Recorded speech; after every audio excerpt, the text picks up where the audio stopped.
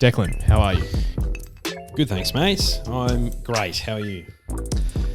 You know, as good as I can be, considering the circumstances. You know,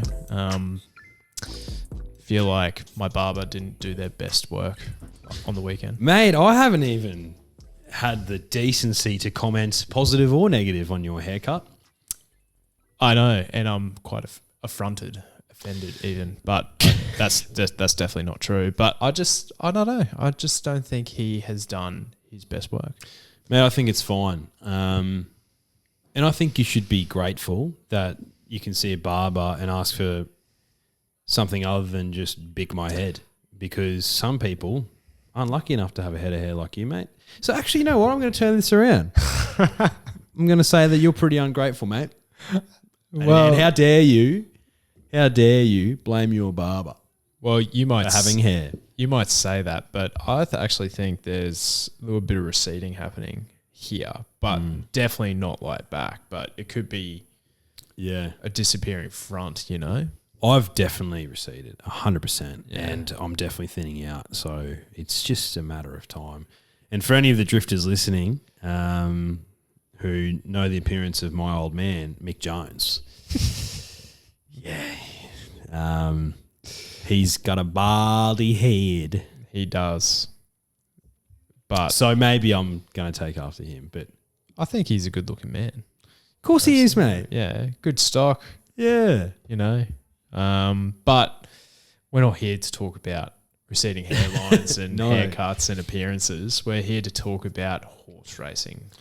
You went to the track again? How was that? Yeah, it was great, mate. Eagle Farm is great. No issues with viewing in the members area for the finish line and also the screen behind the finish line. It's much better there. So, yeah, I had a great time, mate. It's fantastic. It was busy. You know, there's a buzz in the air. The winter carnival's officially started. It's going to get better and better and better over the coming weeks. You know, I was thinking last week, which we probably forgot to talk about, but I think, sorry to hang shit on South Australian racing again, but we are. Yeah. But I think they've actually adopted the same marketing team from Rugby Union Australia. Because, you know, if you weren't in the, say, the racing game, like we talk about Group 1 racing here, so we know that South Australian Group 1 racing's up. Mate, Eagle Farm had a bigger turnout and a bigger launch and for their winter carnival. So the Brisbane BRC put on a better event than what they did down there. 100% they did, mate. Is this a point of discussion now? We stating the obvious for the rest of this podcast. No, I agree. It's I saw Kieran McAvoy talking about our favourite boy, Marzu. Yep. Chris Waller was at Eagle Farm on the weekend. He certainly wasn't at Morfettville.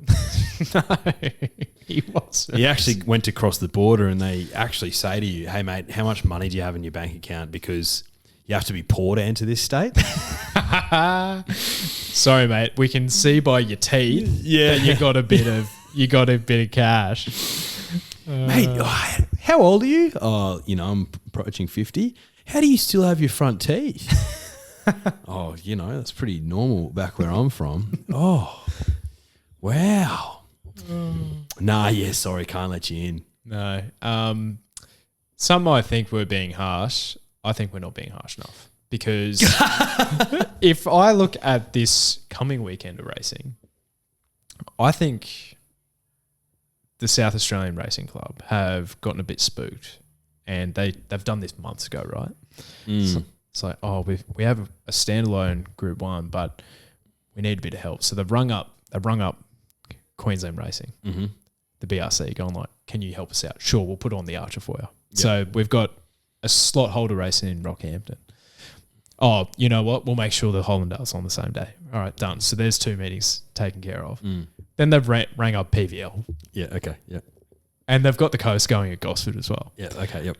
So of the 4 feature races, arguably, the Sangster is the one that I'm least interested in.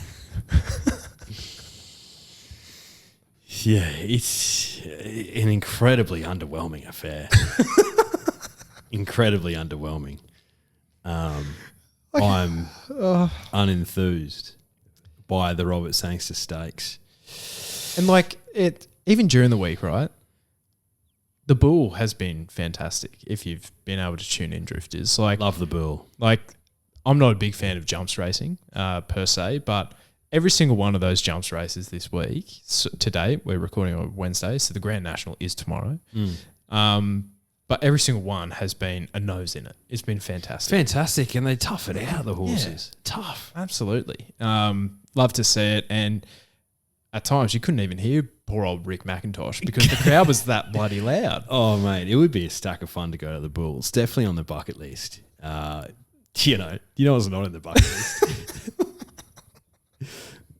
The Robert Sangster Stakes. If Robert Sangster Stakes was a steak, it'd be incredibly undercooked. Oh, or incredibly overcooked. You've ordered a nice, juicy, thick cut, medium rare, and you can't wait. You got your peppercorn sauce on the side or mushroom sauce if you're Dan Hudson, and you're like, fucking hell, I can't wait to have this steak. And then it's a sizzle steak. Yeah. No, a bloody chicken breast comes out. You're like, what's this? This isn't what I ordered. Oh, sorry, mate. We don't serve steaks here in Adelaide. We just serve chicken breast because, it's a bit underwhelming. No seasoning, no sauce. God. I couldn't think of anything worse. Boiled greens. Oh, God. Imagine that. I'm just picturing the driest meal possible.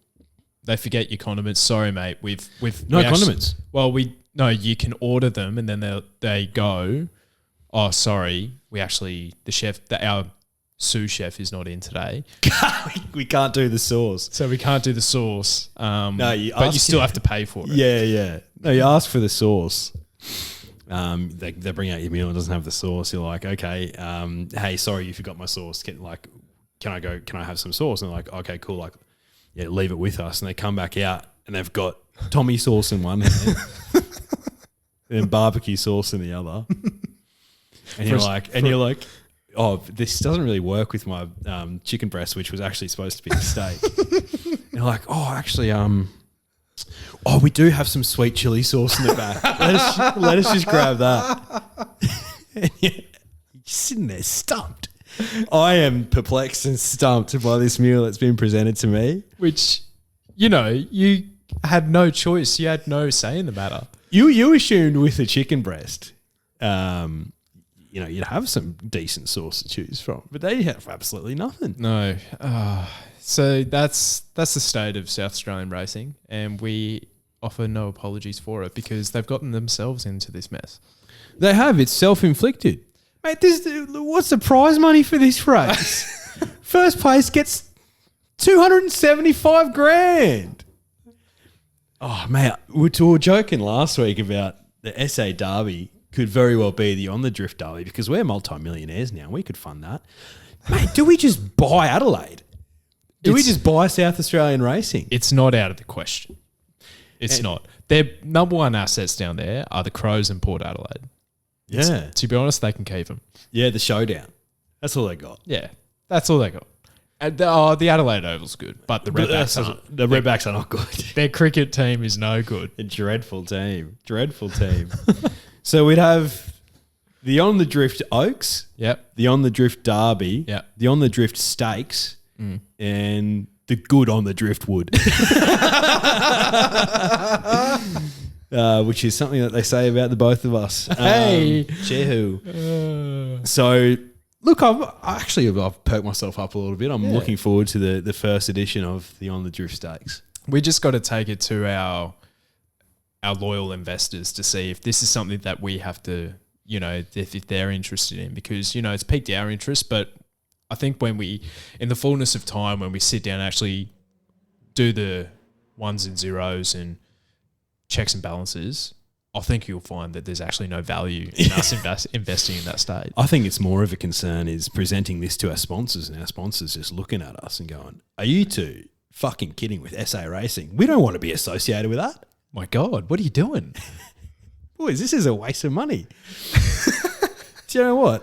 Take every single episode of your podcast that you've stored on a USB or hard drive, whatever, go to the toilet and flush it, because that's what it's worth if you go on SA racing. So that's the risk we're running.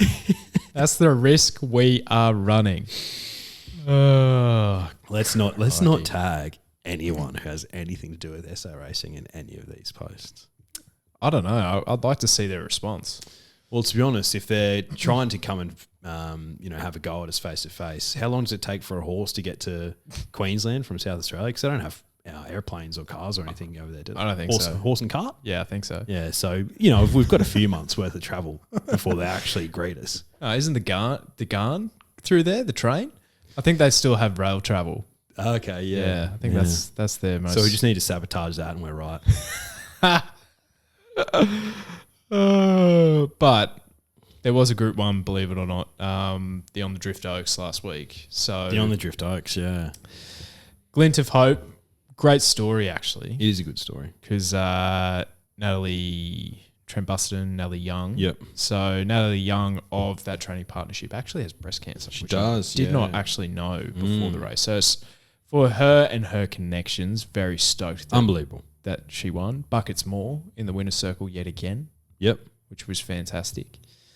My whisper just might have been end of prep, maybe. Potentially. It was her 5th or 6th run. Yeah, you look back through the form, and hindsight's a beautiful bloody thing.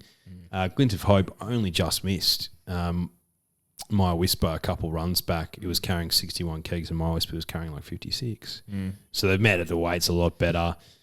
Glint of Hope had no luck a run before. So you look back at that form, and obviously hindsight's a beautiful thing. But yeah, I think end of prep's probably the answer there. I think Jamie Carr gave it every chance. Just couldn't charge over the top of him late. Only lost by half a length. Oh yeah, it just couldn't wind him down. How long is the Morphettville Straight? 300, 400 meters? Yeah, too long. But yeah, so we look forward to the Sangster Stakes this weekend. So if anyone is actually wondering what the format of this race, the last 2 winners are actually in the field, which is unbelievable. But Group 1, 2-year-olds and up, we actually did see a weigh game running this a couple of years ago with like 47 kilos. That's right, yeah. Fillies mares, weigh for age, 1,200 metres. Last 2 winners are Instant Celebrity and Bella Vella. Bella Vella was at a big price from memory. About $40. Yep. And that was when she got turned in at sale for like 20 grand as a broodmare, or she actually got sold as a broodmare for 20 grand, and she's no good, infertile, but basically. Then they took her back to the track, and she's won Group 1, possibly even Group 2. Closing in on $1 million. How's that? Mate, you'd love it if you owned her. But it's an interesting field. September run could possibly have turned things around, but 450 with the good people at Ned's, to my eye, seems absolutely toxic odds for mine. What are your opinions? This is a toxic race. Toxic race. Where's the speed in this race? I know that's how you like to do your form. You like to look at, form a race shape in your mind's eye. So I'm seeing this race, and I'm seeing Bella Vella go forward. I'm seeing Orbanter go forward. Away game from the inside rail go forward. I think Bella Nipotina will sit nicely. Bella Nipotina's coming from that Group 3 Sapphire Stakes in Randwick on day 2 of the championships, where she actually ran really well. I'm trying to delete a lot of that form out of my mind on the heavy deck, but she's a versatile mare, Bella Nipotina. But if you think September run's a bit of a non-winner, Bella Nipotina's only won 4 in 27 starts. But she's been way more consistent the last 12 months. Way more consistent. Her last prep, she was running top 3 pretty much every start. Last 12 months, 10 runs, 3 wins, 2 seconds, 3 thirds. So she's getting in the money 80% of the time. Yeah. And she ran second to Jonker in the... Moya. Or the Manicato. Manicato. Yeah, the Manicato. And, I think her nearly winning that race is probably her at the peak of her powers, Bella Nipotina. I think she's a good group horse, can jag a Group 1 in her career maybe if things go right and maybe if she comes across the right field. Would you argue then that a weight for age race against her own sex is the right field? I do. I was looking through this field, right? And my go-to is, especially for mares in fillies age, is or grade, is who's got the form around the boys. And the horse is September Run. Yeah. I just can't have it. I can't do it to myself. Craig's on board. He knows the horse well. Barry 5, perfect draw. Still can't do it. Can't do it to myself. Bella Nipotina, and there is a little bit of rain in Adelaide this week as well. There is, yeah. So you could be good 4, could be around soft 6. Yeah. I know. Soft 6, I reckon, is safe ground. So Bella Nipotina was the horse I kept coming back to. Just a bit of a different form line from these. She's 4th up here. Way more consistent than what she used to be. I think she's the horse to beat. Johnny Allen is in terrific form. Yeah, look, I did sort of have a look at Bella Nipotina and yeah, look, I will admit if she's in the winner's stall at the end of this race, I wouldn't be overly surprised. If September Run wasn't September Run, I think she'd be a no-brainer for most punters in this race. But she's September Run, so a lot of punters are running away. But, mate, I'm with her because if you look at her last 2 starts, she's running the Newmarket. Weird race, but she ran 3rd. And she was strong. And that was after not being able to, find the winner's stall for ages. And she still ran a good time. And then in the Billy Reid Stakes, mate, she sat off a really hot speed. Marabi charging out front comes to mind when she had the weight of a nation's cash on her back, Marabi. And she got the job done there. She sort of just sat off the speed, probably just at midfield, and then sort of Craig peeled her out at the exact perfect time and then charged over the top of him late. I think that's the best form reference for this race. I do think so. And I think a similar thing's going to happen here. I think Craig will get a nice sit from that barrier. There looks to be a stack of early speed in this race to my eye, and I think there'll be a lot of horses jostling for that sort of front 3 and then probably the next 3. And I'm thinking she might sort of slot herself in there, hopefully one off the fence. And as they start to come around the bend, I think there's enough of a straight in Morfettville for her to really build up some speed. Mare's in form. Chris Waller, I think she's the class horse in this race. $4.50 is toxic odds with Neds. Toxic. Don't touch it. But there's nothing else here that really creates interest. For me, if I was to pick another horse, Argentia creates interest, but she's got a funny prep. She might be a sprinter. Yeah. She was the other one I was looking at. But for me, her racing style is toxic. And then you can say that for a lot of things in this race. You can say that about Shayu. You can say that about Brooklyn Hustle. September Run, I think, gets back, but nowhere near as far back. She'll give them a sight coming around the corner. This prep, she's been sitting midfield. Yeah. Which, and she sits back like nearly last in straight races, but you can afford to do that. That's what I like about Bella Nipotina. She can sit on speed now and quicken off it. I think there was 3 horses I was weighing up. Bella Nipotina is outlined. Argentia is outlined. Back to 1,200 metres. She might be just a sprinter because she didn't get the chockies done, albeit on what did look like on speed biased races. But she finished second to Barb Raider. Barb Raider's been pretty consistent. Just out to, you can't really have those form references because it's like over 2,000 metres. The other one was Instant Celebrity. I think she was fantastic last start against Bella Vella. Like her out to the 1,200 more than Bella Vella here. And she did sit a lot closer, albeit in a 6-horse field. I think she's much more dynamic when she's ridden far colder. Barry 12, buckets more in the saddle again. And then you have to chuck her into fourth because she'll be the flashing light as Brooklyn Hustle. Jamie Carr on board, 2 rides on this mare now to a win and a second. So she does know how to get her into the finish. So she's the blowout. Yeah, look, you know my thoughts on back markers. I think if they can sit close enough and there's enough speed up front, they'll get every chance. But, September Run will get a better run than them. Mm. So she's my on toppy, but I do admit Bella Nipotino is a great punt in this race. Lovely. All right, let's touch on the other features, I guess you could call them. So let's go to Gosford and touch on the coast because, they've chucked a bit of cash at this. So 500K, 287,000 for first. I think our Playboy gets the job done here. Form franked with Mr. Mozart. I agree. And, mate, great shout with Mr. Mozart last week. Tipping him on top.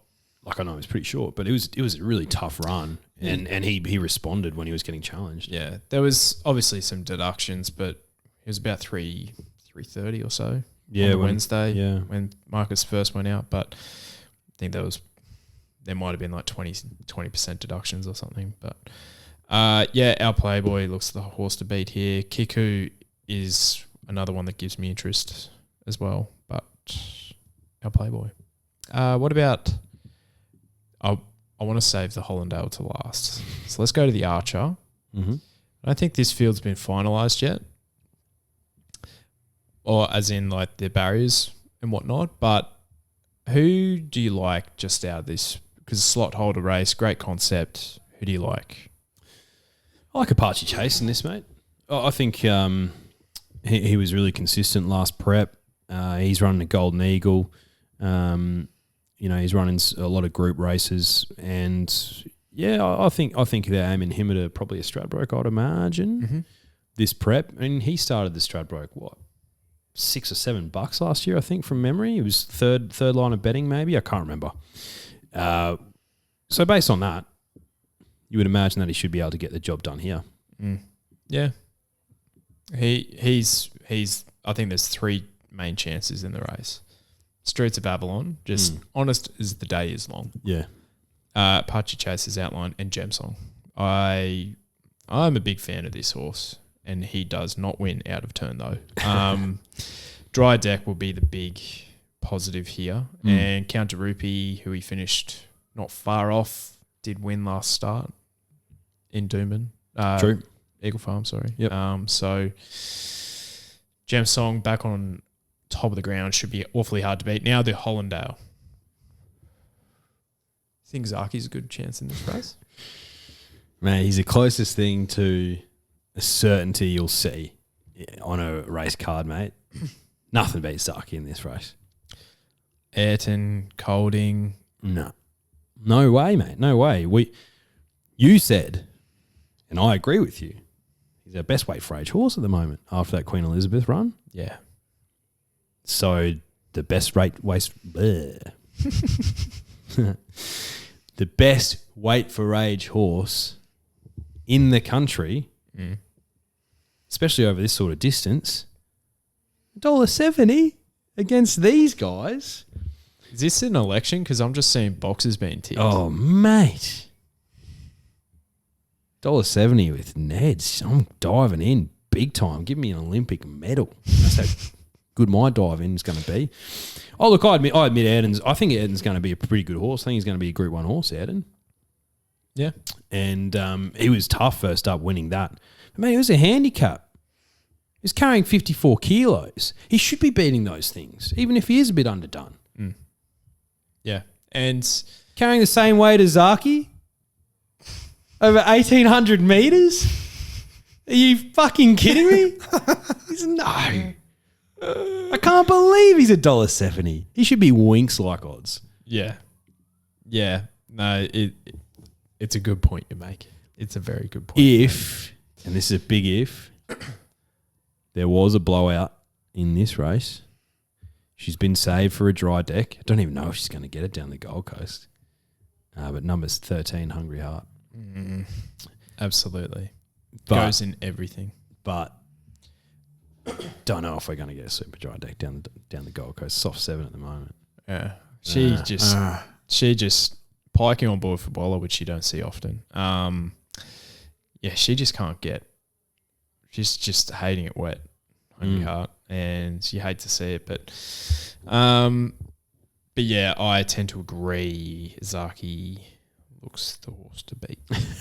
I can't believe the price on him, mate. $1.70. I can't believe that. Yeah. I know it's not black odds, it's red odds, but you put $100 on him, you're making $70 responsibly. But it's better than bank interest, isn't it?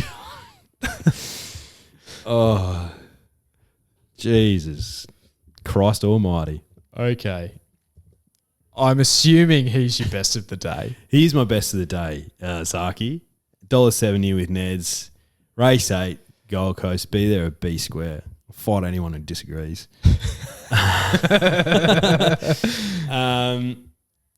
My girl Gypsy's racing as well in the bracelet. Saw that. What are your thoughts? Coming back to 1,800 metres. Yeah, I think she wins. I want to see if Honey Creeper bounces back, though. I couldn't believe how good she looked in the yard because I was there. It's day 2 of the championships. And I was like, I think this thing just wins. Looking at her in the yard. That obviously didn't turn out. It was was it a backup from a heavy 10 into a heavy 9 into a heavy 10? That's a lot for a young horse to take in. It's not that though.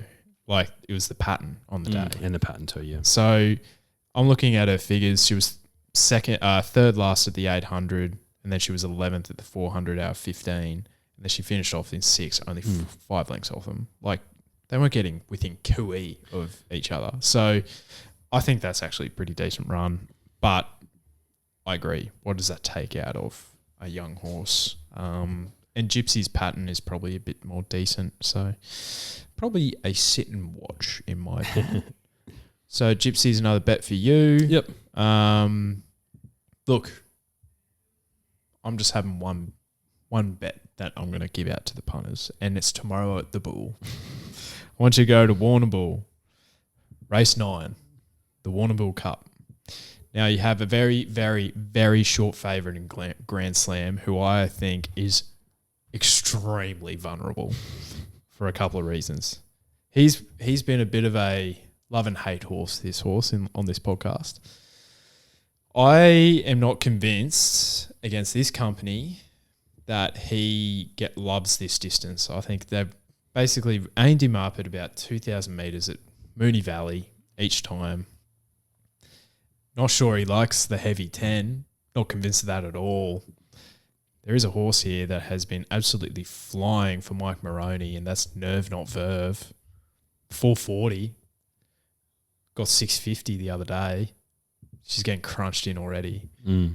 I think she's an outstanding bet. Who'd she beat last start? Oh, what's that? The Sydney Cup winner, Knight's Order. Tough horse. I think she gets the job done. I think she's a cracking bet. Thursday night BBs. Thursday afternoon BBs, rather.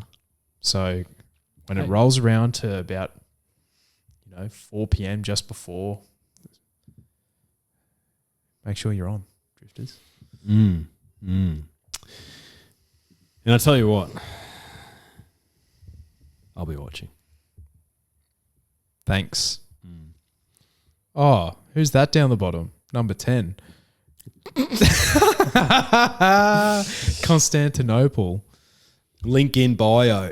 Link in bio. But yeah, he might be back. I doubt it. But yeah, I think that's all we had, mate. Lovely, mate. The winter carnival's heating up. I cannot wait. It's going to be good. It's going to be great. Thanks for listening, Drifters. Group 1 racing is in Brisbane next week. Bloody brilliant. I believe. I haven't got that wrong, have I? No, Doomben 10,000. Might be a week off or can't remember. No. Marzu next week. Oh, Marzu 10,000. Let's go. Marzu season. Thanks, Drifters. Cheers.